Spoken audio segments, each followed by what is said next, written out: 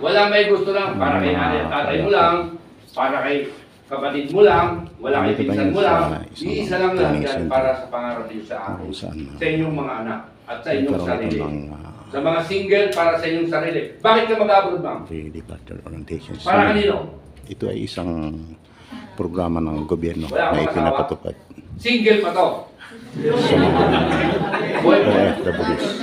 Na kung saan isang OFWs, Nakakasiguro ba? isang OFW bago umalis patungo sa labas ng bansa, ay kailangan dapat sila ay mag-undergo ng PIDOS o tinatawag na Party or Orientation Seminar. Siya sincere sa'yo. Sino ba? Meron ba kayong nabalitaan So, na OFW? Pagbalik ng Pilipinas? Sa ngayon, itong Ilang-hiwalay na sila? buting Meron ba kayo? president ng advocacy Marami! ay nagkakandak ng Marami rin orientation nagpapakamatay. Marami rin sa ating nagbabalik. mga kababayan Kaya na ang sasabihin Pilipino. ko sa inyo ngayon ay tanggapin Kung ninyo tawagin ang sila katotohanan ay kung ano man ang mga mangyayari sa buhay ng bagong OFW. bayani. Bakit nagpapakamatay na yan? Ha? Sino kayo? May asawa ka naman, sir? Kung saan Libin lang. dapat ang isang Libin lang. OFW bago umalis patungo sa labas ng bansa Kaya dapat na kayo. ay magiging Kayanin mo kaya, sir. handa Pag alis mo ng abroad, paghana ng laban after 6 ng months, pagsubok hamon sa yung buhay kalipin mo, pagdating sa labas ng inaasawa bansa. na ng kapatid mo, kaya mo tanggapin. Okay, andito tayo Oh. ngayon. Kayo na, kaya nyo tanggapin. Monitor Lalasin mo kayo. itong Kakayanin ninyo. mga kaganapan sa mga oras dito. Kapag hindi nyo kinaya yan, Upang- yan yung mga nagpapakamatay at nababaliw. Sila At ay nadidisalay na aware yung buhay. Baba ang positensya. pagdating sa labas Yun ng na bansa. lang. Mga O kaibigan. yung may kapatid ka ba?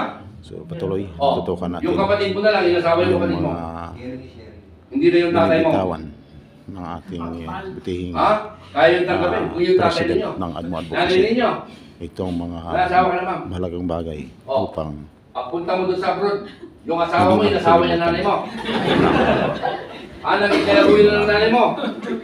Nangyayari ba yun, hindi? paalis Ha? ng bansa. Yung kapatid Labas ninyo, ng bansa. pinsan ninyo, kumarin ninyo, lahat kayo may insurance. Pag alis ninyo sa ibang bansa, mandatory yun na binibigyan ng agency. At kapag anuman ang mangyari sa inyo, may $15,000 kayo na matatanggap. Ha? Yung asawa ninyo pala.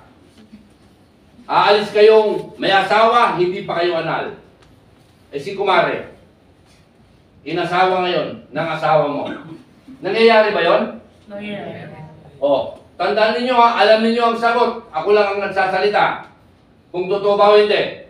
Ngayon, may dalawa kayong anak na kasama. Naiwan.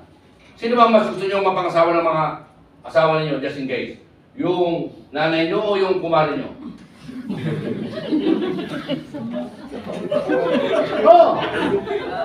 Pinamimili ko kayo. Ha? Kung yung kay kumare, naku, candidate ito, wala daw. Ito magpapakamatay, susundo. Ako yung sumusundo sa airport at hindi mamatay at nababaliw. Ako yung sumusundo, kaya sundo ako. Yung mga terminology na wala, buksan ninyo ang isipan ninyo. Buksan ninyo ang damdamin ninyo. Para kung gusto mong makawin ng buhay, sir, buksan mo lang yung isipan. Tanggapin mo na ang katotohanan. Bakit? Kapag tayong bang asawa ninyo, inasawa, yung nanay nyo, nabuntis ang nanay ninyo, namatay ang tatay nyo, may magagawa ba kayo? Ha? Makakauwi ba kayo? Wala rin yan kasi sa pinirma ninyong kontrata. Discretion yan ng employer nyo kung pauwi kayo ng isang buwan. Ngayon, alam nyo na, bahala kayo mag-isip kung sino. Kung yung kumare nyo piniling ninyo,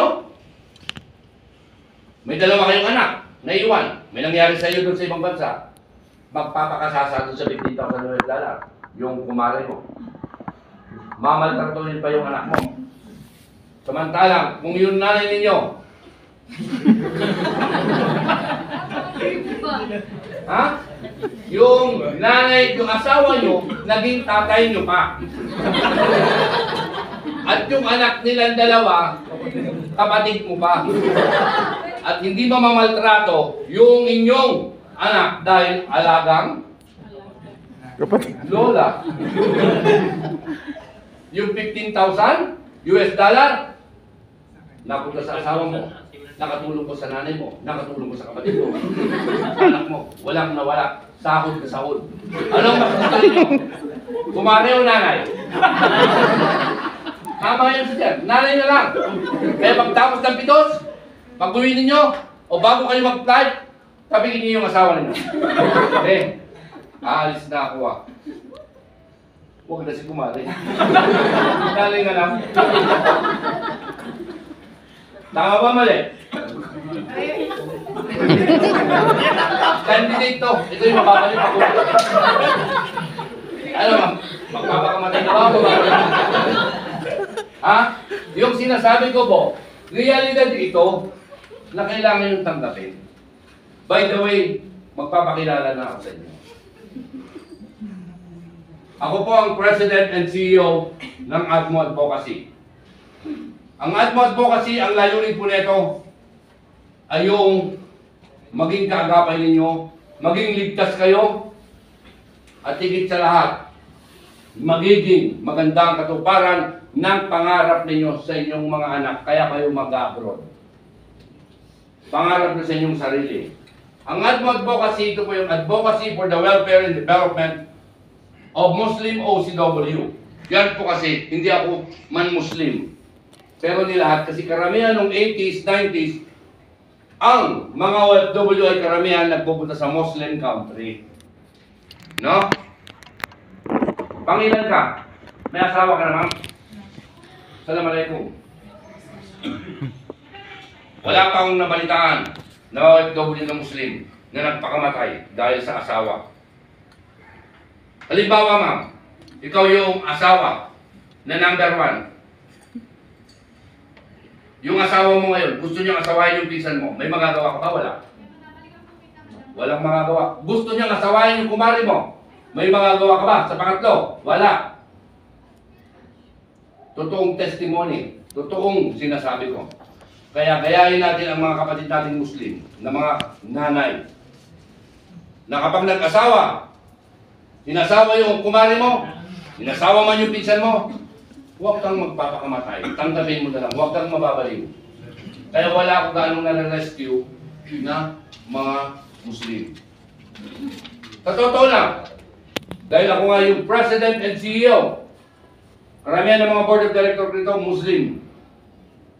Sabi ng mga Muslim, sabi ko sa kanila, sabi pala sa akin, Pres, pag nag-convert ka sa amin ng Muslim, guaranteed, 4 ang asawa mo.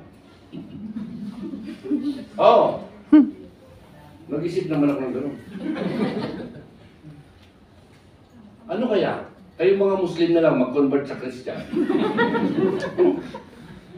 Sir, bakit naman gano'n? Oo. Hindi mo ba alam? Kami mga Christian, unlimited na mga asawa namin. Di ba? Yan ang totoo. Pero bago ang lahat, may mga Facebook. Meron ba kayong mga Facebook? Okay. I-add ninyo si ADMO. Advocacy. ADMO, kaya nga ADMO. Pero ito, nasa 4th account na tayo.